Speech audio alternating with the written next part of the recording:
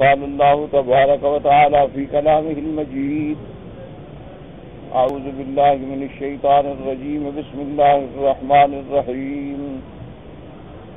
واعلموا أنما غنمتم من شيء فأن لله خمسه وللرسول ولذي القربى واليتامى والمساكين وابن السبيل إن كنتم آمنتم بالله وما أنزلنا على الفرقان يوم التقى الجمعان والله على كل شيء قدير. قال المؤلف والمفسر رحمه الله تعالى: أدام النفع بعلومه فعلومكم في الدارين آمين إلى أن قال.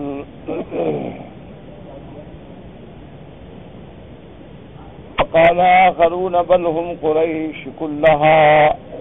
حدثني يونس بن عبد الأعلى قال حدثني عبد الله بن نافع عن أبي معشر عن سعيد المقبري قال كتب نجدة إلى عبد الله بن عباس رضي الله تعالى عنهما يسأله عن ذوي القربى، فكتب إليه ابن عباس رضي الله تعالى عنهما: كنا نقول إنهم فأبى علينا ذلك قومنا وقالوا قريش كلها ذو قربى وهذا الحديث صحيح.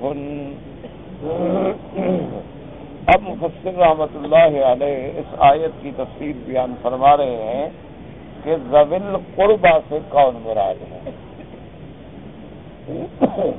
تو مفسر فرماتے ہیں کہ بعض مفسرین اور علماء کرام اور سلف صالحین کا یہ فرمان بھی ہے کہ ذوی القربى سے مراد ہیں قریش، یعنی تمام قریش جو ہیں وہ حضور کے ذوی القربى ہیں. اور اس پر وہ فرماتے ہیں کہ ایک سعید المقبری سے روایت ہے، وہ فرماتے ہیں کہ ایک جماعت نے بہت کہتے ہیں کہ نجدہ ایک آدمی کا نام تھا، اس نے حضرت عبداللہ ابن عباس سے خط لکھ کے پوچھا ان ذوی القربى کہ جی ذوی القربى سے کون مراد ہے. فکتب الیہ ابن عباس، حضرت ابن عباس نے فرمایا کہ بھی ہم تو سمجھتے تھے کہ صرف ہم ہیں، لیکن قوم ہماری نے انکار کیا، انہوں نے کہا کہ نہیں، قریش جو ہیں وہ سارے کے سارے ذوی القربى ہیں، قریش جو ہیں. تو یہ حدیث بھی صحیح ہے. رواہ مسلم و ابو داؤد والترمذی والنسائی من حدیث سعید المقبری عن یزید بن حرمز ان نجدہ کتب الی ابن عباس یسألہ عن ذوی القربى وذکرہ الی قوله فابى ذلك علینا قومنا. والزیادة من افراد ابی معشر نجیع بن عبد الرحمن المدنی وفیہ ضعف. وقال ابن ابی حاتم حدثنا ابی قال حدثنا ابراہیم المہدی المسیسی قال حدثنا المعتمر بن سليمان النبي ان حنش بن عباس قال قال رسول الله صلى الله عليه وسلم: رغبت لكم من غسالة الأيدي لأن لكم من خمس الخمس ما يغنيكم أو يكفيكم. هذا حديث حسن الإسناد. اور ایک دوسری روایت میں حضرت ابن عباس رضی اللہ تعالیٰ عنہما سے روایت ہے کہ سرکار دو عالم صلی اللہ علیہ وسلم نے فرمایا: رغبت لکم ان غسالۃ الایدی، کہ میں نے تمہارے لیے مناسب نہیں سمجھا لوگوں کے ہاتھوں کی میل، کہ جو لوگ ہاتھ دھوئیں تو وہ تمہیں ملے، یعنی زکوٰۃ صدقات وہ تو میل ہوتی ہے، اوساخ ہوتے ہیں، تو اس لیے. اور اللہ تبارک و تعالی نے ان لکم خمس من الخمس، یعنی جب پانچواں حصہ آئے گا تو اس ایک حصے کو پھر 5 حصوں میں تقسیم کریں گے، تو ایک حصہ تمہیں ملے گا ذوی قرابت کو، تو وہ حصہ جو ہے انشاءاللہ تمہیں کافی ہے، وہی تمہیں پورا ہو جائے گا. اللہ تمہیں کبھی زکوٰۃ کی صدقات کی محتاج ہی نہیں کریں گے. تو اس سے بھی معلوم یہ ہوا کہ وہ حضور صلی اللہ علیہ وسلم کے ذوی قربى ہیں. اور یہ سند جو ہے حسن الاسناد ہے. اور اس میں ایک راوی ہے ابراہیم ابن مہدی، هذا وثقه ابو حاتم، انہوں نے کہا کہ ثقہ ہے. وقال یحییٰ ابن معین یاتی بمناکیر، حضرت یحییٰ ابن معین فرماتے ہیں کہ کبھی کبھی یہ عجیب عجیب باتیں بھی روایت کرتے تھے. واللہ تعالی عالم. تو بہرحال اب یہ اقوال آ گئے کہ ذوی القربا سے حضور صلی اللہ علیہ وسلم کے قریبی رشتہ دار بنو ہاشم اور بنو عبد المطلب میں تو کوئی اختلاف ہی نہیں، ان کو تو حضور پاک نے خود اپنے ساتھ شامل فرما لیا۔ اور ایک قول میں یہ بھی آیا کہ سارے قریش جو ہیں وہ حضور صلی اللہ علیہ وسلم کے رشتہ دار ہیں، اور حضور صلی اللہ علیہ وسلم کے بعد وہ بھی آپ نے صحابہ کا، خلفاء راشدین کا رضوان اللہ تعالی علیہم اجمعین کا بھی عمل پڑھ لیا کہ آپ بھی حضور کے ذوی القربا کو، ازواج مطہرات کو، اور اس کے بعد پھر جو یتیم مساکین ابن سبیل ہوتے تھے ان کو ضرورت کے مطابق جس کو جتنا ضرورت ہو اتنا دے دیا جاتا تھا۔ وقال وقوله تبارک و تعالی والیتامی والمساکین، تو یتامی سے کیا مراد ہے؟ ایتام المسلمین، وقت المواجد ایتام الفقراء یوم الاغنیاء والفقراء علی قولین والمساکین هم المحاویج الذین لا یجدون ما یسد خلتهم ومسکنتهم، کہ یتامی سے کیا مراد ہے کہ مسلمانوں میں جو یتیم ہیں، یاد رکھیں کہ انسان میں وہ یتیم ہوتا ہے جس کا باپ مر جائے، اور حیوانوں میں یتیم وہ ہوتا ہے جس کی ماں مر جائے۔ تو اس لیے بہرحال اب اس میں بھی دو قول ہیں کہ محض یتیم سمجھ کے ہم ان کو دیں گے خمس میں سے، یا جو یتیموں میں غریب ہوں گے۔ تو بعض علماء فرماتے ہیں کہ یتیم ہے اور غریب ہے، لیکن ایک یتیم ہے غنی ہے اس کو کیا ضرورت، بعض فرماتے ہیں کہ نہیں، بہرحال جو بھی یتیم ہے یتیم ہونے کے اعتبار سے وہ اس میں حقدار ہے۔ اس میں بھی دو قول ہیں، اور باقی رہ گیا مساکین۔ مساکین سے مراد تو محاویج ہیں، محتاج ہیں، الذین لا یجدون ما یسد خلتهم ومسکنتهم۔ مساکین کا معنی وہ ہوتا ہے کہ جو محتاج ہیں، جن کے پاس اتنا نہیں کہ ان کی اپنے گھر کی، اپنے کھانے پینے کی حاجت بھی پوری ہو سکے اور رہائش کا مسئلہ بھی حل ہو سکے، تو وہ محتاج مساکین ہیں۔ اور اس کے بعد فرماتے ہیں وابن السبیل والمسافر او المرید للسفر الى مسافۃ تقصر فیها الصلاۃ وليس لما ينفق في سفره ذلك وسيأتي تفسير ذلك في آيات الصدقات من سورة براءة إن شاء الله تعالى وبه الثقة وعليه التقلان۔ اب مفسر رحمۃ اللہ علیہ فرماتے ہیں کہ ابن السبیل سے کیا مراد ہے؟ ابن السبیل سے مراد ہے مسافر، یا جو ارادہ کر رہا ہے سفر پہ جانے کا، اور سفر وہ ہوتا ہے کم از کم جس میں نماز جو ہے وہ آدھی پڑھی جائے، اور امام ابو حنیفہ رحمۃ اللہ علیہ کے نزدیک سفر ہوتا ہے 48 میل شرعی، یعنی جو آج کل کے میل ہے نا وہ شرعی میل جو اس سے ذرا بڑا ہوتا ہے، اس سے کچھ زیادہ ہوتا ہے۔ تو 48 میل شرعی اگر سفر ہے تو نماز قصر ہوگی، اور اس کو بھی خمس سے حصہ دیا جائے گا، اور اگر اس نے ابھی سفر نہیں کیا لیکن ارادہ سفر ہے تب بھی وہ حصے لینے کا حقدار ہے، اس کو دیا جا سکتا ہے۔ اللہ تبارک و تعالیٰ اس کے بعد فرمایا وَقَوْلُهُ تَبَارَكَ وَتَعَالَى إِن كُنتُمْ آمنتم بالله وما أنزلنا على عبدنا يوم الفرقان يوم التقى الجمعان واللہ علی کل شیء قدیر۔ اللہ تبارک و تعالی نے فرمایا کہ ان سارے احکامات پہ عمل تب ہوگا کہ تمہارا اللہ پہ ایمان ہو۔ جب اللہ پہ ایمان نہ ہو تو کون مال غنیمت جمع کرے گا؟ مال غنیمت تو ایسی چیز ہے کہ کسی کو پتہ ہی نہیں ہوتا کہ جنگ ہو رہی ہے، ایک آدمی کافر کو آپ نے مارا پہاڑ کے پیچھے، اس کا سارا مال نکال کے جیب میں ڈال دیا، کسی کو کیا پتا ہے؟ تو اس وقت اس مال غنیمت کی حفاظت کرنا جو ہے یہ خالصتاً اللہ پر ایمان اور ایقان کے ساتھ ہے، کہ جس بندے کو یہ یقین ہو کہ میری ہر حرکت اللہ دیکھ رہے ہیں، میرا ہر عمل جو ہے وہ اللہ تبارک و تعالیٰ دیکھ رہے ہیں، تو وہ کیسے چوری کرے گا؟ اسی لیے حضور نے فرمایا تھا عد الخیط والمخیط، کہ خبردار یہ نہ سمجھنا کہ چھوٹی چیز ہے، اگر سوئی بھی ملے دھاگا بھی ملے تو دے دینا، کیونکہ مال غنیمت جو ہے وہ بڑی سخت چیز ہے۔ اور اسی طرح ایک حدیث مبارک میں آتا ہے کہ میرے آقا سرکار دو جہاں سیدنا محمد رسول اللہ صلی اللہ علیہ وعلی آلہ واصحابہ وسلم تسلیما کثیرا کثیرا نے ایک جنگ میں صحابہ نے دیکھا کہ ایک آدمی جو بڑی بہادری سے لڑ رہا، بڑی بے جگری سے لڑ رہا، تو انہوں نے کہا بخن بخن، واہ واہ بھائی کیا ماشاءاللہ، دیکھو جوان ہو تو ایسا ہو نا دشمنوں کی صفیں الٹ ڈالی۔ حضور نے فرمایا کیا کہہ رہے ہو؟ مجھے اللہ نے دکھایا ہے کہ اس کے اوپر آگ جل رہی۔ تو صحابہ حیران ہو گئے کہ ایک آدمی جہاد کر رہا ہے اللہ کے راستے میں، کافروں کو مار رہا ہے، مجاہد ہے، اور مجاہد کا اتنا بڑا مرتبہ ہے، اور حضور فرماتے ہیں تشعل علیہ نارا، اس کے اوپر آگ جل رہی۔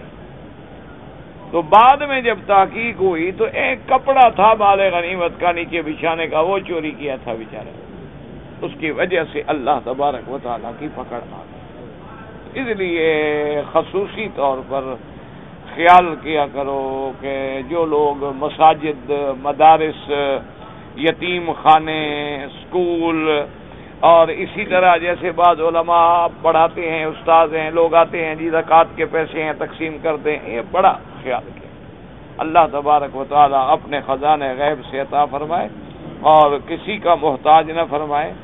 ان معاملات میں آدمی کو بڑی احتیاط کی ضرورت ہے، کیونکہ لوگوں کا پیسہ ہوتا ہے اور وہ اس میں ایک ایک آنا جمع کر کے وہ لاکھوں ہو جاتے ہیں، اور پھر اس پر امانت دیانت صرف ان کو توفیق ہوتی ہے جن کی اللہ حفاظت فرمائے، ورنہ آج کل تو جو حالات ہیں کہتے ہوئے بھی دکھ لگتا ہے۔ کسی جماعت کی بات نہیں ہے کہ یہ فلاں جماعت ہے فلاں جماعت ہے، جماعتوں کے جھگڑے تو وہ لوگ کھڑے کرتے ہیں جن کو اللہ نے عقل سے بھی اور علم سے بھی محروم کر دیا ہے۔ وہ ایک عام بات یہ دیکھنے میں آئی ہے، اور ہم نے آنکھوں سے دیکھا ہے کہ بعض مدرسوں کے محتمم ہیں، کوئی ذریعہ آمدنی نہیں، ماں سوا مدرسے کے چندے کے جناب 20-20 لاکھ کی گاڑیاں ہیں، موبائل ٹیلی فون ہیں، ان کے ایئر کنڈیشن ماشاءاللہ بیڈ روم ہیں، ڈرائنگ روم ہیں، پھر 10-10 قسم کے کھانے ہیں، اور ہم جانتے ہیں کہ یہ بندہ جو ہے اس کے علاوہ اس کا 2 ریال کی آمدنی کا ذریعہ بھی نہیں ہے، تو یہ کہاں سے آ رہا ہے؟ تو یہ بہت بڑا ظلم ہے۔ آدمی احتیاط کرے کہ امانات میں اور خاص طور پہ اموال غنیمت میں، حضور نے فرمایا کہ اس میں جو خیانت ہے وہ تو غلول ہے، اور جو غلول کرنے والے لوگ ہیں تو قیامت والے دن جو چھپائیں گے، جو چوری کریں گے، وہ بھی سر پہ اٹھا کے اللہ کے دربار میں کھڑے ہیں۔ یأتی بما غلبہ یوم، اللہ فرمائیں گے کہ آؤ دیکھو دنیا میدان حشر دیکھے گا کہ آؤ جناب مولوی صاحب جتنا چندہ کھایا تھا نا آج گٹھڑیاں سر پہ رکھو اور کھڑے ہو جاؤ۔ کئی لوگ ہم نے دیکھے ہیں کہ میں چھوٹا سا تھا، مسجد کے نام پہ وہ چندہ کرتے تھے، ابھی تک وہ چندہ کر رہے ہیں، مسجد ابھی نہیں بنی، ان کی کوٹھیاں بن گئی۔ انا للہ و انا الیہ۔ کتنے لوگ ہیں بالکل الف جھوٹ، اتنی فائلیں ہوتی ہیں، کاغذات بڑے، تصدیق مکمل، ریکارڈ، اور موقع پہ نہ مدرسہ ہے، نہ موقع پہ کوئی طالب ہے، نہ موقع پہ کوئی خرچہ ہے، بس صرف کاغذی کارروائی ہے اور چل رہی ہے۔ اور کتنے لوگ ہیں جو فرضی بورڈ لگا کے بیٹھ جاتے ہیں سڑک پہ۔ اچھا کئی تو اب ہمارے ملک میں تو ایک اور غریب عجیب رواج چلا ہے، سڑک پہ آپ نے دیکھا ہوگا، آپ بھی جاتے ہیں آخر اپنے ملک میں، بچے نوجوان چھوٹے چھوٹے بچے، سامنے ایک کمرہ کھڑا ہوگا، وہاں 8-10 بچے بیٹھے ہوں گے، اور 1-2 بچے جو ہے سڑک پہ جھنڈیاں لے کے کھڑے ہوں گے چندہ مانگنے کے۔ ان کے ساتھ باقاعدہ طے ہوتا ہے کہ جتنا وصول ہوگا اتنا تمہارا اتنا ہمارا۔ بس دعا کریں اللہ ہمارے حال پہ رحم فرمائے۔ اور یہی وجہ ہے میرے عزیز، یہی وجہ ہے کہ لوگ تمہارے پیچھے نمازیں پڑھتے ہیں، لوگ پیروں کو ہاتھ بھی چوم لیتے ہیں، اور لیکن کبھی آپ کو اقتدار پہ نہیں آنے دیتے، ووٹ نہیں دیتے۔ کیا وجہ ہے؟ ان کو پتہ ہے کہ یہ ایک مدرسے کو کھا جاتے ہیں تو پورے ملک کا کیا کریں۔ انا للہ و انا الیہ راجعون۔ ایسے بھی لوگ ہیں ماشاءاللہ جناب تقوی والے، ہمارے استاد تھے حضرت گمانوی رحمۃ اللہ علیہ، کہیں تشریف لے جاتے واپس آتے، جو چندہ ہوتا وہ مدرسے میں جمع کراتے، اور باقاعدہ اٹھ کے کھڑے ہو جاتے اور طلباء کو بلاتے، کبھی میری تلاشی لے لو، یہ نہ کہنا استاد چھپا کے گھر لے گیا. اور باقاعدہ جیبیں ایسے جیبیں جیسی نا الٹی کر کے دکھاتے، اور باقاعدہ یہ چادر کا ٹب کھول کے دکھاتے، دیکھو بھائی یہ نہ کہنا یہاں باندھ کے جا رہا ہے استاد، یہ بھی دیکھ لو بابا میرے پاس کچھ نہیں ہے تمہارا. اور اتنے بڑے محدث موحد کہ اس اپنے دور میں یہاں آ کر میرے بھائی اللہ سب کو دعا کرو عقیدہ توحید نصیب فرمائے، اور اللہ ہماری موت بھی عقیدہ توحید پہ فرمائے، اور اللہ ہمیں صحیح توحید خالص سمجھنے کی توفیق عطا فرمائے. لیکن ٹھنڈے دل سے میری بات سمجھو، اس ملک میں توحید پہ چلنا تو بڑا آسان ہے. یہ آج کل جتنے نئی ہماری برادری پھر رہی ہے نا ماشاءاللہ فتنے کرنے والی، یہ سارے اللہ کی رحمت سے بریلوی تھے. ان کے ہم نسلوں کو بھی جانتے ہیں، باپ دادا پردادا خاندان یہ کہاں کے رہنے والے، یہ سارے کے سارے ماشاءاللہ فی امان اللہ یہاں آئے، پیسہ ملتا ہے، ہر چیز ملتی ہے، موحد کیوں نہ بنے. یہاں تو اللہ کا شکر ہے کہ حکومت بھی موحدین کی ہے، مشائخ بھی موحد ہیں، محاکم بھی موحد ہیں، اور اللہ قیامت تک قائم رکھے. یہاں کیا مشکل ہے توحید؟ الحمدللہ ہم نے ان موحدین اساتذہ سے پڑھا ہے کہ وقت کا نواب جس پیر کا مرید تھا اس کے خلاف کفر کا فتویٰ دیا کہ مشرک. وہ لوگ تھے موحد، وہ لوگ موحد تھے. میں یعنی میرے والد صاحب رحمہ اللہ پہ کوٹ میٹھن پہ قاتلانہ حملہ ہوا توحید بیان کرتے ہوئے، اور آپ نے دیکھا ہوگا کہ ہمارے مشائخ پہ مرچونڈی پہ قاتلانہ حملہ ہوا. تو ہمارے توحید کے لیے ہمارے باپ دادے کی زندگیاں اللہ کی رحمت سے صرف ہو گئی ہیں، اور آج یہ ہمیں پوچھتے ہیں کہ جی آپ کا عقیدہ ہے جی وہ نبی کو نور مانتے ہیں یا بشر مانتے ہیں. انا للہ و انا الیہ راجعون. اور کیا کہہ سکتے ہیں؟ ہمیں تو کچھ نہیں، ہم تو کچھ نہیں کہتے ہیں، ہم نے تو اللہ پہ چھوڑ دیا، ہم کیا کر سکتے ہیں؟ لوگ ہمارے یہاں تو صرف ایک ہوتا ہے، دکھ ہوتا ہے. آخر انسان ہے، ہمیں دکھ ہوتا ہے کہ ساری زندگی الحمدللہ اللہ کا شکر ہے. یہ نہیں کہ آج ہم یہاں آگے بنے، یہ نہیں کہ ہم نے کسی عہدے کے لیے توحید قبول کی ہے، یا ہم نے ماشاءاللہ مہینے میں کو پیسے مل جائیں گے اپنا نام لکھوا لیں گے موحدین کے کھاتے میں. اللہ کی رحمت سے ہمارے اساتذہ بھی موحد تھے، اور جن سے پڑھا وہ بھی موحد تھے، والدین بھی موحد تھے، اور توحید پہ ایسے جمے ہوئے تھے کہ وقت کے بادشاہوں سے ٹکر لی،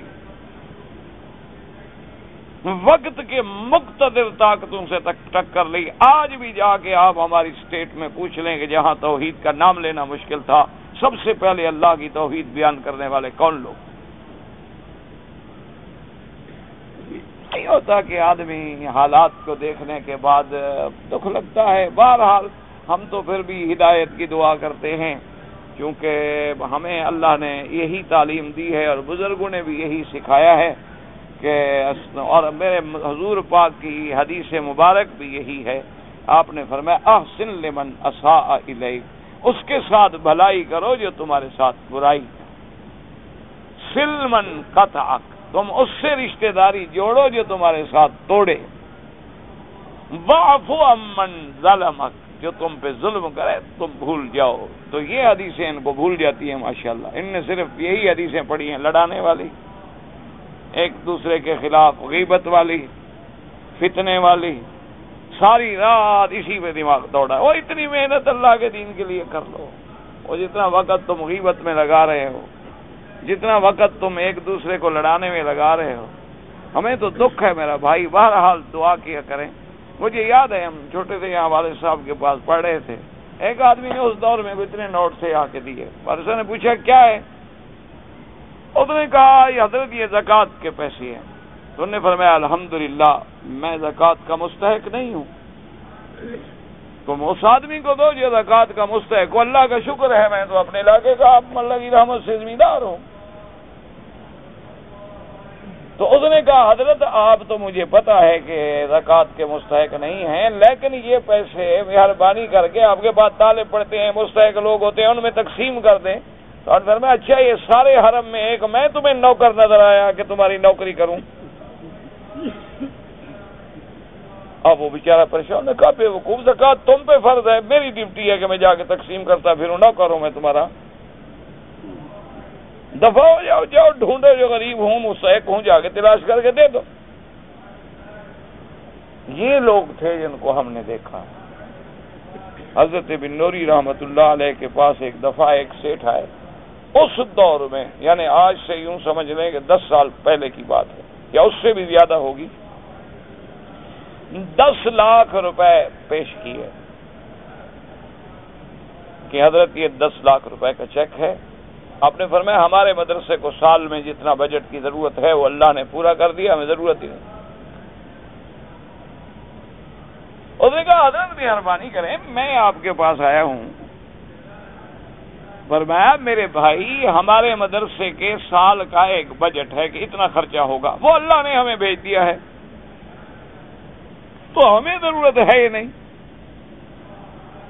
اس نے کہا اچھا حضرت آپ ایسے مہربانی کریں کہ یہ لے لیں اور جو مستحق لوگ ہوں ان کو بھجوا دیں.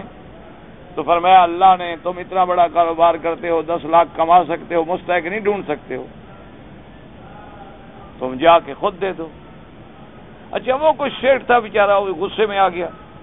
اس نے کہا مولوی صاحب آپ کو پھر ایسا آدمی نہیں ملے گا جو 10 لاکھ آپ کے دروازے پہ لے کے آئے اور آپ ٹھکرا رہے ہیں. انہوں نے فرمایا تمہیں بھی مولوی ایسا نہیں ملے گا کہ 10 لاکھ کے لے کے آؤ اور تمہارے منہ پہ مار دیں. جاؤ دوڑ جاؤ، نکل جاؤ مدرسے. بڑا آیا، اس نے کہا مجھے سنانے والا 10 لاکھ 10 لاکھ کیا ہوتا ہے 10 لاکھ روپے. ہم نے الحمدللہ ان اساتذہ سے پڑھا. اللہ کا کروڑ کروڑ شکر ہے. اللہ تبارک و تعالی نے اللہ رحمت فرمایا. ان کے فلڈ آیا تو مکان گر گئے، کچے مکان تھے، کچے کمرے تھے، اور پانی آیا 1973 کی بات ہے تو سارے مکان گر گئے.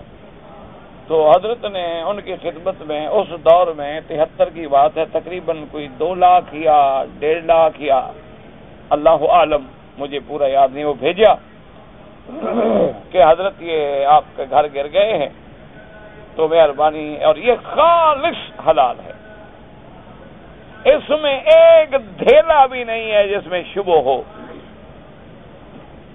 اور یہ صدقہ بھی نہیں ہے، یہ آپ کے مکانات بنانے کے لیے ہدیہ ہے. حضرت نے لے لیا اور رات رہ گئے پیسے. صبح کی نماز سے جب فارغ ہوئے تو اپنے بیٹوں کو بلایا، فرمایا بیٹے جلدی آؤ، کسی بندے کو دو، یہ جو بچھو میرے سرانے پڑے ہوئے ہیں نا جس نے بھیجا ہے اس کو پہنچا لیں. بس میں نے قبول کر لیا، ان کو کہیں کہ حضرت مہربانی کر کے آپ واپس کر. فرمایا مجھے تو ساری رات یار نیند ہی نہیں آئی، اس پیسے پہ پہرا دیتا رہا، جاگتا رہا، کوئی لے نہ جائے، کوئی آدمی اٹھا لے تو ذمہ داری آ جائے گی. نہیں ایک دھیلا نہیں، بالکل. انہوں نے کہا کہ انہوں نے کہا اللہ نے مکان دیا تھا، اللہ نے توڑ دیا ہے، اللہ سبب بنائیں گے، پھر کچے کمرے ہیں 2 بنا لیں گے، 1 لاکھ 1.5 لاکھ کی ہمیں کیا ضرورت ہے، ہمارے تو 2 کمرے ہیں 5000 میں بن جائیں گے، ہم نے تو کچے کمرے بنانے، ہم نے کیا کرنا ہے، ہم نے کوئی سنگ مرمر لگانا ہے، کچے کمرے بنانے ہیں، اوپر جناب چھپر سا ڈال دینا ہے. السلام علیکم. نیچے جو قالین وہ حضرت بچھاتے تھے نا، وہ بتائیں کیا ہوتا تھا، یہ گھاس، سوکھا ہوا گھاس جو ہے وہ نیچے بچھا دی ہے قالین، اس کے اوپر پرچھی بچھا دی، السلام علیکم بیٹھے گا. الحمدللہ ثم الحمدللہ. تو اللہ سے دعا کریں کہ اللہ ہمیں حرام مال سے بچائے، اللہ ہمیں صدقات، زکوٰۃ، خیرات، مدارس کے پیسے ان میں خیانت سے محفوظ رکھے اور اپنے خزانہ غیب سے رزق عطا فرمائے، دادم حیات کسی بندے کا محتاج نہ کرے. للہ خزائن السماوات والارض. تمام آسمانوں اور زمینوں کے خزانے اللہ کے لیے ہیں، اور یقین ہو نا جی تو اللہ پاک دیتے ہیں، بس ذرا اللہ کے ساتھ یقین ہونا چاہیے. اللہ تبارک و تعالیٰ کے ساتھ انا عند ظن عبدی بی، جیسا معاملہ کرو گے اللہ بھی پھر ویسا معاملہ کرتے ہیں. تھوڑا سا رگڑا شگڑا تو لگتا ہے لیکن یقین کر لو نا تو پھر اللہ کی رحمت سے سب اپنے خزانے غیب سے خدا ایسے جگہ سے عطا فرماتے ہیں. یرزقہ من حیث لا یحتسب ومن یتوکل علی اللہ فہو حسبہ. اس لیے اللہ نے سب سے پہلے یہ ارشاد فرمایا تھا کہ ان کنتم آمنتم باللہ وما انزلنا علی عبدنا ایم تصروا ما شرعنا لكم الخمس في الغنائم ان کنتم تؤمنون باللہ والیوم الآخر وانزل علی رسولہ.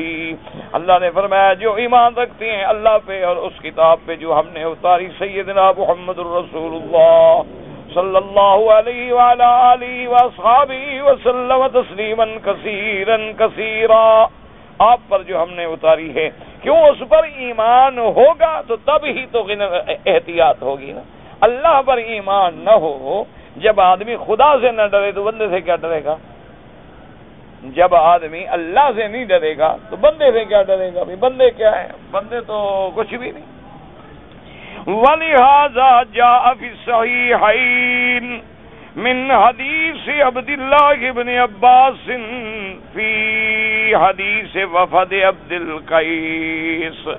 اب مفسر رحمۃ اللہ علیہ فرماتے ہیں کہ صحیحین میں یعنی بخاری اور مسلم میں یہ حدیث مبارک حدیث عبداللہ ابن عباس ہے جو وفد آیا تھا عبد القیس کا حضور پاک صلی اللہ علیہ وسلم کی خدمت میں. اور اس کے بعد ان رسول اللہ صلی اللہ علیہ وسلم قال لهم وآمرکم بأربع وانہاکم عن اربع.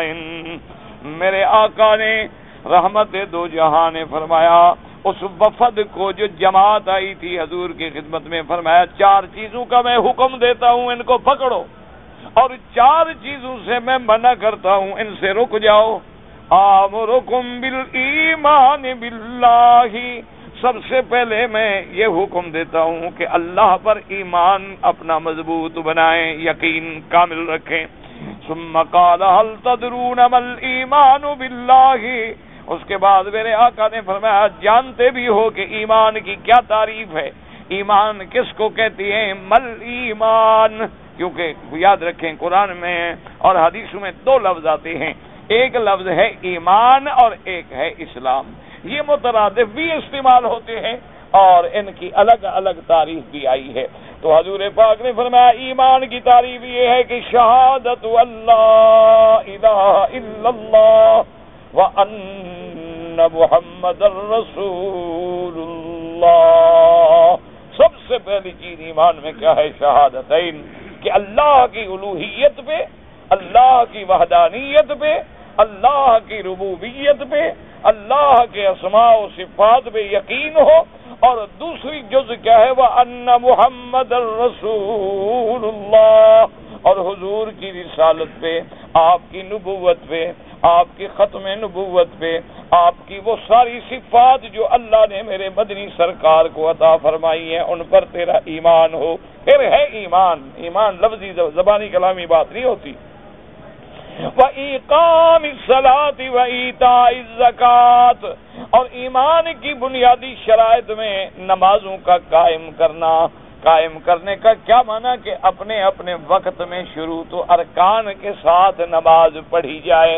اس لیے علماء نے فرمایا ہے کہ سارے قرآن میں نظر ڈالو، کہیں اللہ نے یہ نہیں فرمایا کہ نماز پڑھو، اللہ نے فرمایا نماز قائم کرو، نماز قائم کرو. اقیم الصلاۃ وآتوا الزکاۃ، اور کہیں فرمایا اقیم الصلاۃ لدلوک الشمس الی غسق اللیل، اور کہیں فرمایا اقیم الصلاۃ لذکری، اور کہیں فرمایا یقیمون الصلاۃ وَمِمَّا رَزَقْنَاهُمْ يُنْفِقُونَ. تو نماز قائم کرنے کا کیا مطلب ہے؟ کہ نماز کے شروط جو خارج عن الصلاۃ ہیں، نماز کے شروط جو داخل فی الصلاۃ ہیں، اور نماز کے اوقات ان کا پورا پورا خیال کر کے نماز ادا کرے. اگر ارکان کا ادائیگی نہیں کرتا، اگر اوقات کی حفاظت نہیں کرتا، اگر ان شروط کی پابندی نہیں کرتا تو وہ اقام الصلاۃ سے محروم ہے. بس وہ یوں سمجھے کہ ٹکرے مار رہا ہے اور نماز سر سے اتار رہا ہے. فرمایا وَإِقَامِ الصَّلَاةِ وَإِيتَاءِ الزَّكَاةِ، اور جب سال گزر جائے پورا حساب کر کے زکوٰۃ ادا کرنا، وَأَن تُؤَدُّوا الْخُمُسَ مِنَ الْمَغْنَمِ، اور جب اللہ مسلمانوں کو جہاد میں کامیاب فرما دیں تو اس مال غنیمت کے 5 حصے کیے جائیں، 4 حصے مجاہدین میں تقسیم ہوں، اور ایک حصہ جو ہے جو آپ پڑھ چکے ہیں للہ وللرسول وذی القربى والیتامی والمساکین وابن السبیل۔ معنی یہ ہے مفسر نے اس لیے لکھا کہ اللہ نے فرمایا تھا ان کنتم آمنتم باللہ، اور میرے محبوب نے ایمان کی تعریف میں اس بات کو بھی شامل فرمایا کہ انت عد الخمس من المغانم الحدیث بطولہ وجعل اداء الخمس من جملۃ الایمان۔ مفسر فرماتے ہیں کہ حضور نے خمس کا نکالنا، خمس کا ادا، فقال باب ابداء الخمس من الایمان، اس لیے امام بخاری رحمۃ اللہ علیہ نے باقاعدہ باب باندھا ہے کہ اداء الخمس جو ہے، خمس کا ادا کرنا، یہ ایمان کی علامت ہے۔ اسی کا معنی ہوتا ہے فقہ المحدثین۔ یاد رکھو کہ جتنا ابواب ہوتے ہیں، تراجم ہوتے ہیں، جیسے امام بخاری رحمۃ اللہ علیہ یا امام مسلم رحمۃ اللہ علیہ یا امام ترمذی رحمۃ اللہ علیہ، یہ جتنے انہوں نے باب باندھے ہیں کہ کتاب المناقب ہے، کتاب الایمان ہے، کتاب الصلاۃ ہے، اسی طرح باب کیف کان بدء الوحی علی رسول اللہ، یا جیسے فرمایا کہ اداء الخمس من الایمان، یہی فقہ ہے، یہی تفقہ ہے محدثین کا کہ اس حدیث کو جو اس باب کے بعد نقل کر رہے ہیں، اس حدیث کا مفہوم کیا نکلا جو ترجمۃ الباب میں آیا ہے۔ اب ایمان سے کہیں حضور کے زمانے میں تھے ترجمے، باب، ابواب، کتاب؟ حضور نے فرمایا تھا کہ کتاب لکھنا، اس میں ایک کتاب ہو، پھر اس کے ابواب ہوں، پھر ان کے تراجم ہوں۔ یہ جو کام کیا ہے محدثین نے، اس کا تو حکم کسی حدیث میں نہیں۔ اللہ تبارک و تعالی بس دعا فرمائیں، بس کیا کریں، پمبا کجا نہیں، ہم ایک زخم ہو تو آدمی چلو پٹی باندھ لے نا۔ وہ ایک بزرگ نے پوچھا تھا نا، اس نے کہا کہ تن ہم داغ شد، انہوں نے کہا میرے بھائی ہمارا تو پورا جسم جو ہے نا وہ جل گیا ہے، اور پمبا کجا دی، ہم کو ایک جگہ ہو تو میں تمہیں بتاؤں کہ پٹی باندھ لو، جب سر سے لے کے پاؤں تک سارا ہی زخمی ہو، چوٹے ہوں، تو کہاں پٹی باندھو؟ بس اللہ کے حال پہ ہمیں چھوڑ دو، اللہ کے حوالے کر دو۔ تو اس لیے دکھ یہ ہوتا ہے کہ آدمی یعنی اہل بدعت کا مقابلہ کرے، روافض کا مقابلہ کرے، خوارج کا مقابلہ کرے، فرق ضالہ معتزلہ کرامیہ قدریہ جہمیہ کا مقابلہ کرے، منکرین حدیث کا مقابلہ کرے، قادیانیت کا مقابلہ کرے، اور پھر جب اپنے شروع ہو جائے ان کا کیا کرے؟ تو پھر میں بھی وہی زبان استعمال کروں جو وہ کرتے ہیں، پھر تو بڑا جلدی تنگ آ جائے۔ اللہ تبارک و تعالی رحمت فرمائے۔ کوئی یہ نہیں کہ ہمارے پاس ان کی کتابیں نہیں ہیں، جو ہماری کتابوں پہ اعتراض کرتے ہیں، ان کی کتابیں اللہ کا فضل ہے بہت، ہمارے پاس نظر الابرار، الحتہ سب موجود ہے۔ لیکن پھر فرق کیا رہے گا؟ نا پھر فرق کیا رہے گا جب ایک آدمی گالی دے ہم بھی گالی دیں، بس برابر ہو گیا مسئلہ۔ مزہ تو اسی میں ہے نا کہ وہ ستائیں ہم دعا دیں، لطف تو اسی میں ہے۔ بہرحال ہم تو اسی لطف کے جھیلنے کے عادی ہیں۔ بہرحال اپنے کا لگایا نا چوٹ زیادہ لگتی ہے، ایسے یہ درد ہوتا ہے کہ دشمن کی تو نہیں لگتی نا چوٹ۔ اب دیکھیں جناب والا، تو امام بخاری نے جو باب باندھا یہی اسی کا نام ہے فقہ۔ یاد رکھو فقہا کا معنی کیا ہوتا ہے کہ اللہ کے فرمان سے، حضور کے فرمان کے اندر سے موتی کیا نکلا وہ نے۔ اب حدیث میں آیا کیا ہے کہ عد الخمس، اور حضور نے فرمایا الحل تدرون مل ایمان، جانتے ہو ایمان کیا ہے؟ شہادت اللہ الہ الا اللہ محمد رسول اللہ، اقام الصلاۃ، ایتاء الزکوٰۃ، وان تؤد الخمس من المغانم۔ تو امام بخاری نے اپنی فقہ کے مطابق باب باندھا اداء الخمس من الایمان۔ تو اسی کا نام میرے بھائی اب ہم کہیں کہ یہ اداء الخمس من الایمان والا لفظ تو حدیث میں اب نہیں ہے، تو پھر عقل پہ ماتم کرنا پڑے گا، اور تو کوئی حل نہیں۔ ایک حل ہے کہ آدمی پھر عقل پہ ماتم کرے، لوگ مردوں پہ پڑھیں، ہم زندوں پہ پڑھیں، انا للہ و انا الیہ راجعون، اور کیا کریں۔ فَإِن كُنتَ لَا تَدْرِي فَتِلْكَ مُصِيبَةٌ وَإِن كُنتَ تَدْرِي فَالْمُصِيبَةُ أَعْظَمُ۔ جیسے ایک آدمی کے بعد ایک آدمی نا مثلا انہوں نے کہا بھئی تم اگر یہ مسئلہ نہیں جانتے ہو پھر تو ہے مصیبت، جہالت ہے، اور جان کے اگر پھر چھیڑ رہے ہو تو پھر یہ تو اور بڑی مصیبت ہے، اس کا ہم کیا کریں؟ تو اس لیے دیکھیں کہ یہ جتنے ابواب و تراجم ہیں حدیث میں، یہ فقہ المحدثین ہے، اللہ ان کی قبروں پہ کروڑوں رحمتیں فرمائے۔ اگر وہ ہمارے لیے آسان نہ کرتے ہم تو ایک مسئلہ بھی حدیث میں نہ ڈھونڈ سکتے۔ یہ ان لوگوں کی محنتیں ہیں کہ ہمیں مسئلہ نماز کا چاہیے، کتاب الصلاۃ کھول دو، جنازے کا چاہیے، کتاب الجنائز کھول دو، فتن کا چاہیے، کتاب الفتن کھول دو، حضور کا غزوہ کوئی ڈھونڈ رہا ہے، کتاب المغازی کھول دو، ایمان کے مسائل ہیں، کتاب الایمان کھول دو، جو بھی مسئلہ ضرورت ہے کتاب العلم، وہ کتاب کھولی مسئلہ مل گیا، ورنہ ہم تو ساری زندگی بھٹکتے رہتے، ہمیں تو ایک حدیث بھی نہ ملتی ہے حضور کی۔ اللہ تبارک و تعالی ان کی محنتوں پہ کروڑوں رحمتیں فرمائے، اللہ ان کے درجات کو اور بلند فرمائے، اور اللہ ہمیں ادب نصیب فرمائے۔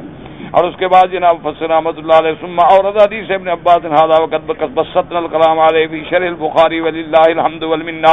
اب مفسر رحمۃ اللہ علیہ فرماتے ہیں کہ الحمدللہ میں نے امام بخاری کی کتاب بخاری پہ جو شرح لکھی ہے وہاں اس باب پہ میں نے مفصل اس مسئلے کی بحث درج کر دی ہے۔ وقال مقاتل بن حیان وما انزلنا على عبدنا يوم الفرقان۔ فرقان سے کیا مراد ہے؟ انہوں نے فرمایا فرقان کا معنی قسمت، تقسیم، کہ اللہ نے جو تقسیم کے بارے میں حکم اتارا ہے اس پر ایمان لے آؤ، اسی پہ عمل کرو۔ وقولوا يوم الفرقان يوم التقى الجمعان واللہ علی کل شیء قدیر ینبہ تعالی علی نعمتہ و احسانہ الی خلقہ بما فرق به بین الحق والباطل ببدر ویسمى الفرقان لأن اللہ اعلی فیہ کلمۃ الایمان علی کلمۃ الباطل ودینہ ونصر نبیہ وحزبہ۔ اور بعض مفسرین نے فرمایا کہ یوم الفرقان سے کیا مراد ہے؟ اللہ اپنی نعمتوں پہ تنبیہ فرماتے ہیں، اپنا احسان جو مخلوق پہ فرمایا یاد دلاتے ہیں، بما فرق به بین الحق والباطل ببدر، کہ مقام بدر میں اللہ نے جو حق و باطل کے درمیان میں فیصلہ کر دیا۔ وَيُسَمَّى الْفُرْقَانَ، اور فرقان کیوں رکھا؟ لِأَنَّ اللَّهَ أَعْلَى فِيهِ كَلِمَةَ الْإِيمَانِ، اللہ نے کلمہ ایمان کو اونچا کر دیا، باطل کے کلمے کو مٹا دیا۔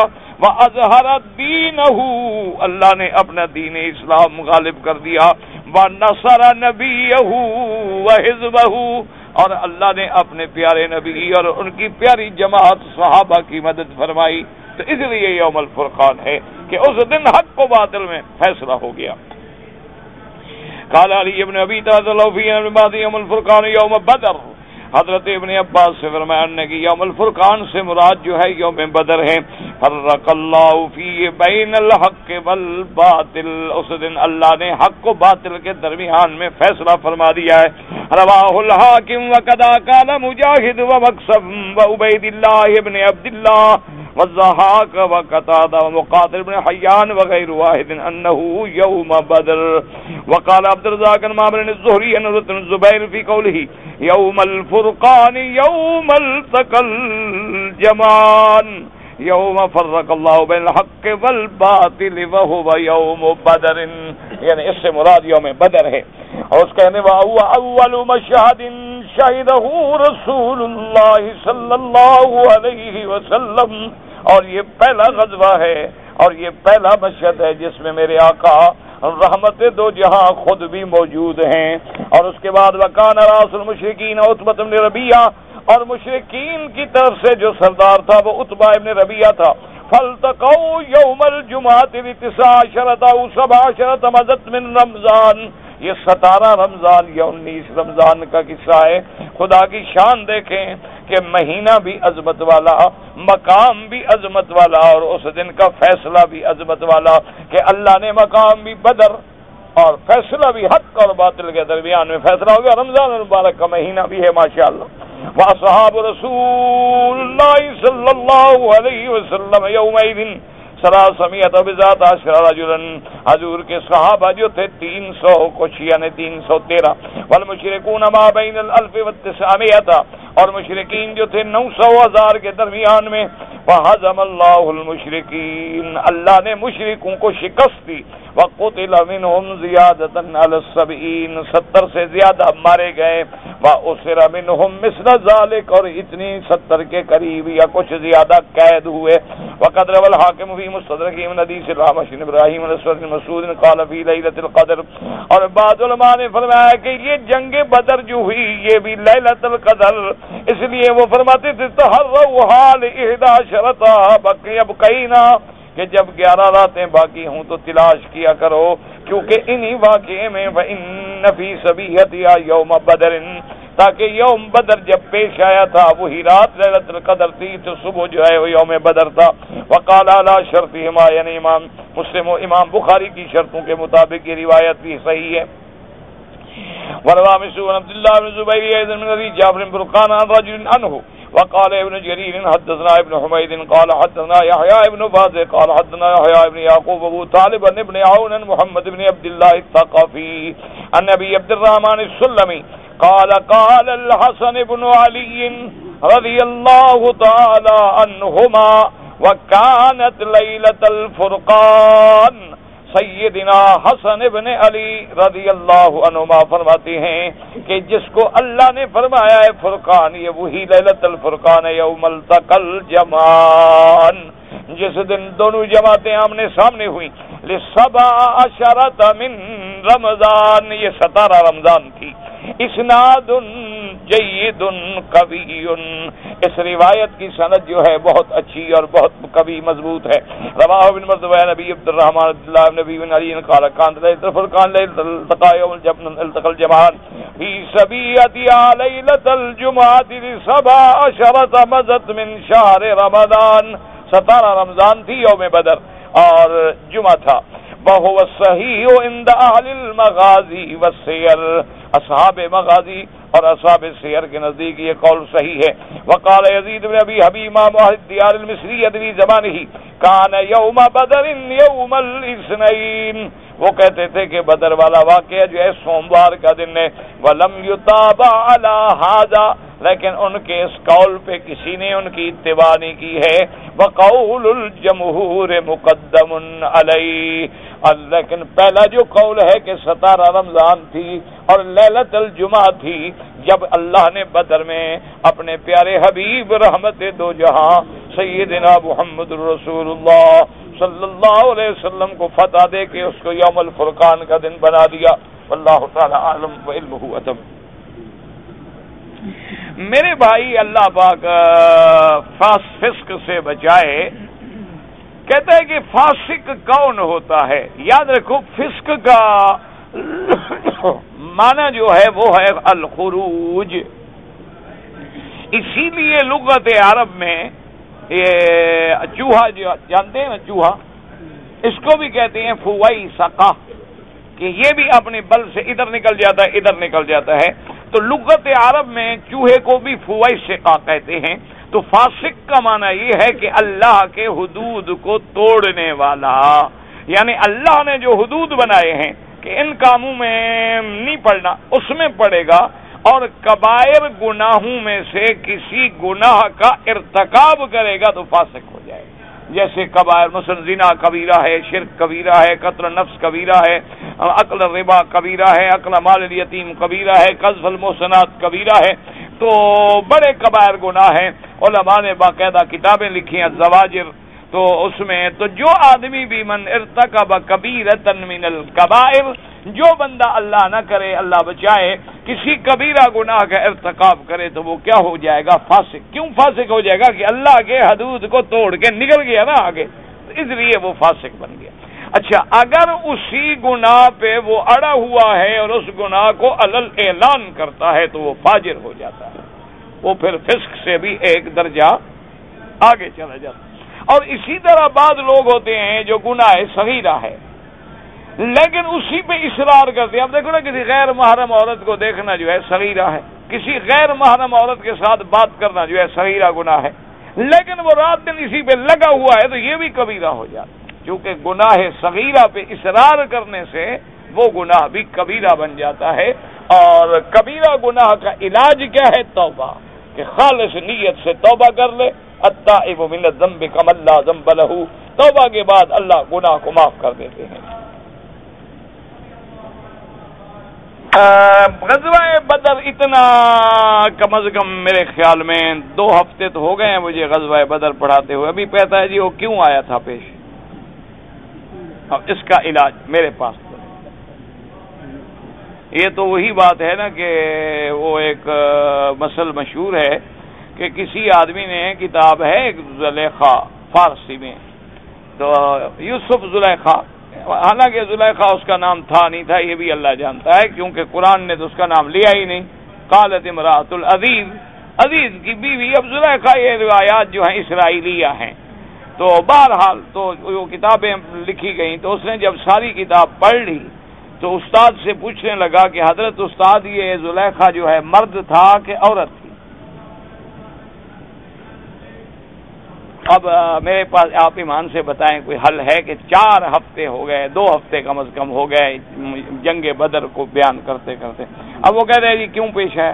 اللہ کے بندے تم نے پڑھا ہے کہ ابو سفیان کا قافلہ آ رہا تھا اور وہ قافلہ تجارتی جو ہے وہ بھی حربی تھا، یعنی اس مال کو حضور کے خلاف خرچ کرنا تھا، تو جب ایسا ہو تو شریعت میں اس پر حملہ کرنا جائز ہے، لیکن اللہ کو منظور یہی تھا کہ وہ قافلہ نکل گیا اور دونوں جماعتوں کا ٹکراؤ ہو گیا۔ سارا پڑھ رہے ہو 2 ہفتے سے، اب پھر بھی تمہیں سمجھ نہیں آتی۔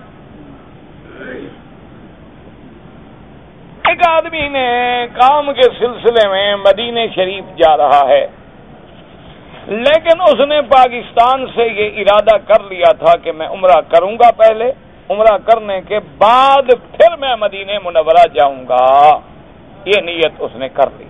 لیکن وہ کہتا ہے جی وہ چونکہ احرام کا کپڑا جو تھا وہ سامان میں چلا گیا اور سامان بک ہو گیا، اور پھر جناب مجھے کپڑے تھے نہیں، لہذا میں جدے آ گیا، اور جدے سے بھی ماشاءاللہ پھر آگے ایک مسجد ہے وہاں سے میں نے احرام باندھ لیا، تو انشاءاللہ ایک بکری بطور دم ادا کریں کہ آپ نے میقات سے تجاوز کیا ہے بغیر احرام کے۔ تم عمرے کی نیت سے آ رہے تھے، چادریں ہوائی جہاز والوں کو دے دی، تم کیا کرنے آ رہے تھے؟ اللہ کے بندے، وہ 2 چادریں ایک شاپر میں ایک بیگ میں اپنے ساتھ نہیں رکھ سکتے، یہ کوئی بہانہ ہے؟ یہ کوئی مسئلہ ہے؟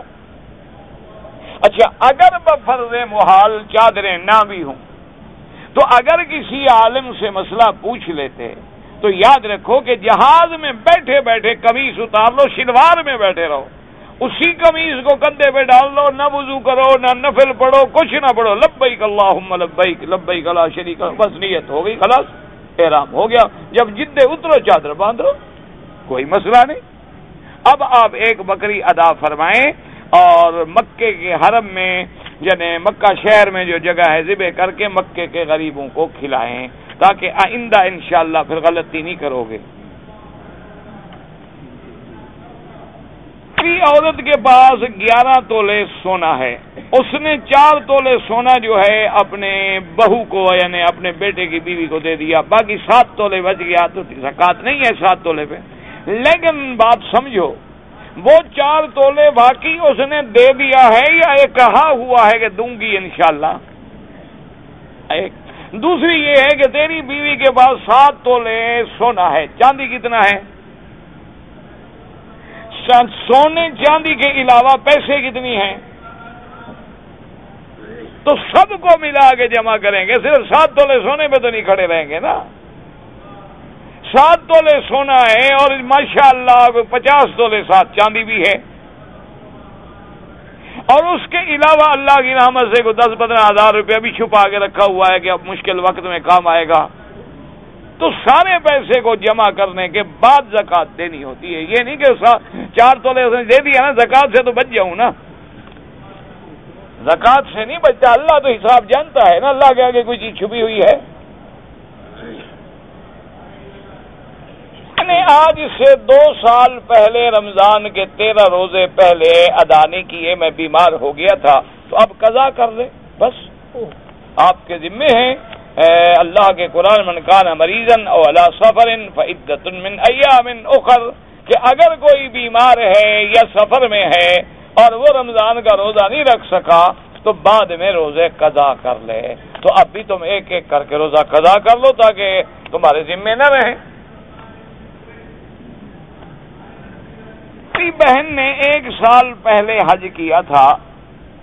جب 8 تاریخ کو مینا گئے تو طواف بھی کر لیا، صفا مروہ بھی دوڑ گئے. وہاں جا کر 10 تاریخ کو جب واپس آئے مینا تو حالت حیض میں تھی اور اسی حالت میں گھر واپس آ گئے اور کوئی احکام پورا نہیں کیا. کیا مطلب؟ یعنی بعد میں طواف زیارت بھی نہیں کیا. لا حول ولا قوت. بھائی حیض آنے کے بعد، پاک ہونے کے بعد اس نے طواف زیارت کیا یا نہیں کیا؟ اگر طواف زیارت نہیں کیا، اللہ معاف کرے، اللہ معاف کرے، تو بعض ائمہ کے نزدیک تو یہ ہے کہ بدنہ ادا کرے، یعنی ایک اونٹ یا ایک گائے یا ایک بھینس، ورنہ بہرحال ایک دم دینے سے گزارا ہو جائے گا. طواف زیارت تو کرے، جب تک وہ نہیں کرے گی وہ تو خامد پہ حلال ہی نہیں ہوگی. تحلل کامل ہو نہیں سکتا جب تک کہ طواف زیارت نہ کرے. 1 سال کے بعد یہ مسئلہ پوچھ رہا ہے، پتہ نہیں طواف کتنے سال کے بعد کروائے گا. اللہ کے بندے، بہن گھر میں پہلے اس سے پوچھو کوئی طواف کیا ہے کہ نہیں کیا. اس کے بعد کوئی بھی طواف کیا ہو تو انشاءاللہ اللہ معاف کر دیں گے، بچ جائے گی. ورنہ نہیں کیا تو فوراً نیت کر کے پہلے طواف تو کراؤ. حضور جب غار ثور میں گئے تھے تو وہاں سانپ چھپا ہوا تھا اور وہ 1000 سال سے حضور کے انتظار میں تھا. یہ بالکل کوئی صحیح روایت ہے کہ وہ انتظار میں تھا، اور یہ تو آتا ہے کتابوں میں کہ سانپ نے کاٹا، لیکن یہ کہ وہ 100 سال سے انتظار میں تھا اور اسی لیے اس نے کاٹا. اچھی انتظار کی حضور کی کہ کاٹ لیا اس کے ساتھی کو، محبوب کے ساتھی کو کاٹنے کے لیے بیٹھا ہوا تھا. تو جب 1000 سال انتظار کیا تو 1 2 4 گھنٹے اور بھی انتظار کر لیتا کہ آخر حضرت ابوبکر نماز کے لیے تو پھر پاؤں ہٹائیں گے نا، تو اس وقت نکل آتا. یہ لوگ کچھ بڑھا دیتے ہیں افسانے کو. اگر کوئی آدمی حضور کے اسراء و معراج کا انکار کرتا ہے تو کافر ہے، قرآن کا انکار ہے. ہاں ایک مسئلہ سمجھنا کہ بعض لوگ اختلاف میں ہیں کہ معراج روحانی ہے یا جسمانی، اس سے کفر نہیں ہوتا. لیکن جو بالکل اسراء کا اور معراج دونوں کا انکار کرتا ہے نص کا، تو وہ پھر کافر ہو جاتا. اللہ ہدایت دے.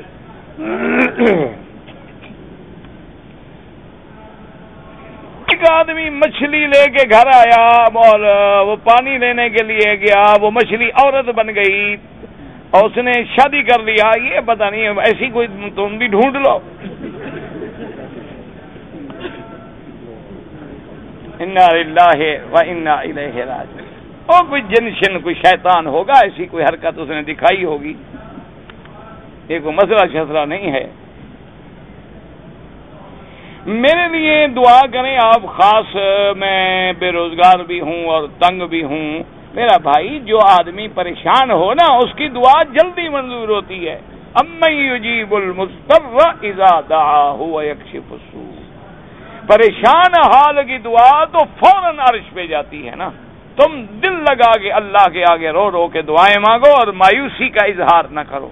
اللہ کی رحمت سے نہیں نا امید نہیں ہونا. وہ بادشاہوں کے بادشاہ ہیں، عاجز کا کام ہے کہ دروازے پہ پکارتا رہے، جب چاہیں گے دروازہ کھول دے گا.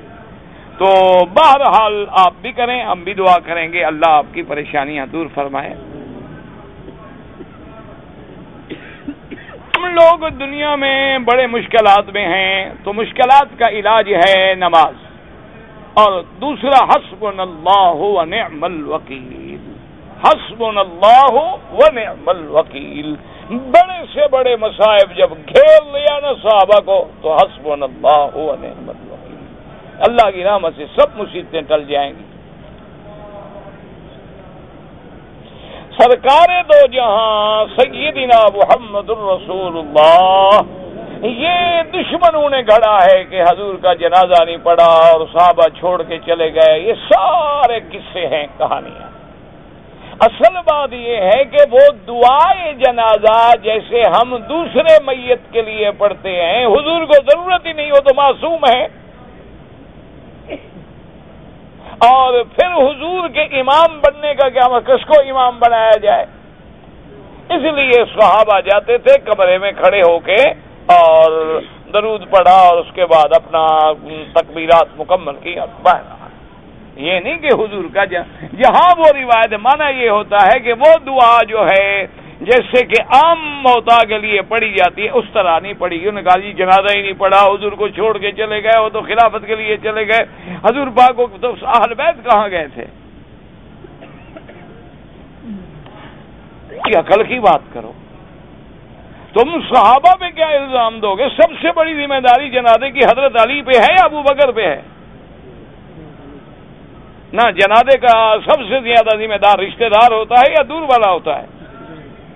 اور اگر رشتہ دار زندہ ہے، مثلا ایک آدمی مر گیا، اس کا بیٹا عالم ہے تو جنازہ بیٹا پڑھائے، تو سب سے زیادہ ذمہ دار تو حضرت علی اور حضرت عباس اور حضرت فضل ہیں، نہ کہ باقی صحابہ۔ اعتراض کرنا ہے تو پھر ان پہ کرو۔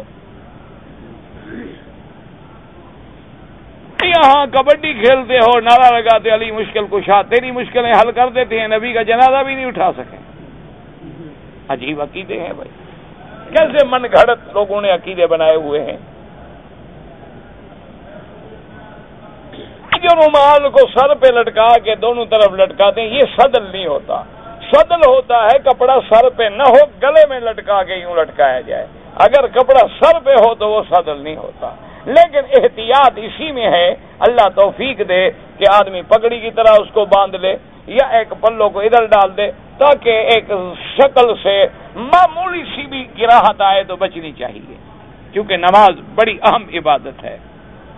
اگر ایک آدمی جنازے میں پہنچا اور 3 تکبیریں جنازے کی ہو گئی تھیں، وہ آخری تکبیر میں مل گیا، ٹھیک ہے، آخری تکبیر جب امام سلام پھیر لے تو وہ جلدی جلدی تکبیریں پوری کر لے، اللہ اکبر پڑھنے کی کوئی ضرورت نہیں، تکبیریں پوری کر لے تاکہ جنازہ نہ چلا جائے، جلدی جلدی تکبیریں پوری کر کے سلام پھیر دے۔ اگر کسی آدمی نے ایک دن میں زیادہ عمرے کیے، یہ نفلی عبادت ہے، جیسے طواف کوئی زیادہ کر لے۔ اب حضور صلی اللہ علیہ وسلم سے تو ثابت نہیں ہے کہ آپ نے ایک دن میں 10 طواف فرمائے ہوں، لیکن اگر کوئی آدمی 10 طواف کر لے تو جائز ہے، من تطوع خیرا فإن اللہ شاکر علیم۔ لیکن مکے میں رہتے ہوئے طواف زیادہ کیے کرو، افضل طواف ہے عمرے سے، اور عمرے میں وقفہ ہونا چاہیے۔ جیسے بعض صحابہ سے آتا ہے کہ وہ انتظار فرماتے تھے کہ اچھا بھی جب بال بڑے ہو جائیں گے چلو عمرہ کر لیں گے، بجائے ایسے کہ ایسے خامخواہ حجامت کرائیں تو ثواب کیوں نہ حاصل کریں، تو ثواب بھی حاصل کر لیتے تھے۔ لہذا آپ طواف پہ زیادہ زور دیں۔ عمرے میں اختلاف ہے ائمہ کا، لیکن طواف میں کسی کا اختلاف نہیں۔ اگر ایک آدمی کے گھر میں بچہ پیدا ہونے والا ہے اور اس نے منت مانی کہ میں عمرہ کر لوں کہ اللہ کرے میرا بچہ خیریت سے پیدا ہو، ٹھیک ہے، اللہ کے لیے جو منت ہے وہ جائز ہے، پوری کرے۔ چاچا کے بیٹے کی، چاچا کے لڑکی جائز، ہاں جائز ہے نکاح۔ اگر ایک آدمی کی زمین ہے، وہاں کچھ اس کی اپنے رشتہ داروں کی بھی قبریں ہیں اور لوگ بھی دفن کرتے تھے، تو اب وہ کہتا ہے کہ جی ہم دفن نہیں کرنے دیتے، اور لوگ کہتے ہیں کہ یہ قبرستان ہے ہم دفن کریں گے۔ پہلے زندوں پہ لڑتے تھے، اب مردوں پر بھی لڑنے آ گئے ہو، یار مردوں کو تو لڑنے سے معاف کر دو۔ اللہ کے بندے، اگر اس نے واقعی قبرستان بنا دیا، بن گیا، تو اس کو بھی ضد نہیں کرنی چاہیے، مسلمانوں کو دفن ہونے دے۔ اور اگر وہ نہیں مانتا ہے تو مسلمانوں کو اور جگہ لے لینی چاہیے، کیا ضرورت ہے لڑائی کرنے کی۔ تہجد کی جو 8 رکعات پڑھنی ہیں، ہم 4 کر کے پڑھیں افضل ہے، 2 پڑھیں جائز ہے، کوئی بنا نہیں۔ اگر ایک آدمی نے نماز پڑھتے ہوئے سورت پڑھی لیکن بھول گیا، اسی سورت کو دوبارہ پڑھے، کوئی حرج نہیں، کوئی حرج نہیں۔ ایک سورت کو چاہے 2 دفعہ پڑھ لو، 3 دفعہ پڑھ لو، کچھ نہیں ہوتا۔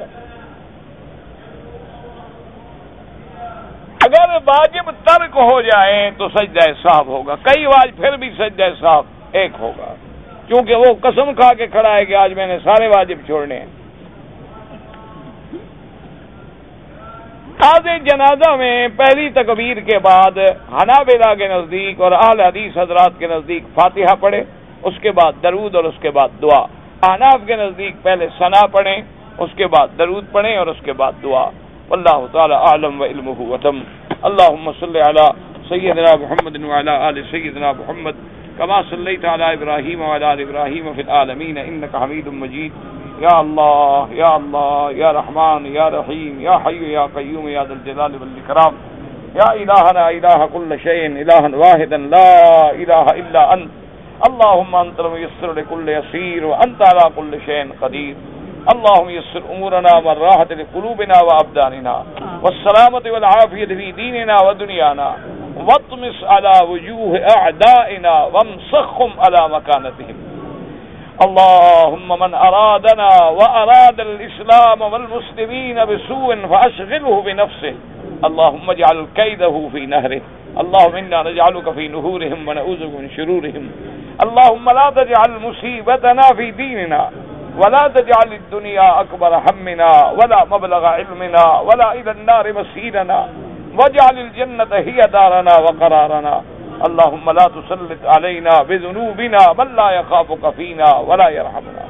یا اللہ عالم اسلام کی عزت کا فیصلہ فرما، یا اللہ کفر کی ذلت کا فیصلہ فرما، یا اللہ ملعون یہود کی ذلت کا فیصلہ فرما، یا اللہ ان پہ اپنا قہر نازل فرما، یا اللہ فلسطینی مسلمانوں کی، مجاہدوں کی، بچوں کی، بچیوں کی حفاظت فرما، کشمیری مسلمانوں کی حفاظت فرما، یا اللہ مسلمان شیشان میں ہے، کشمیر میں ہے، فلسطین میں ہے ہے ہے ہے ہے ہے ہے ہے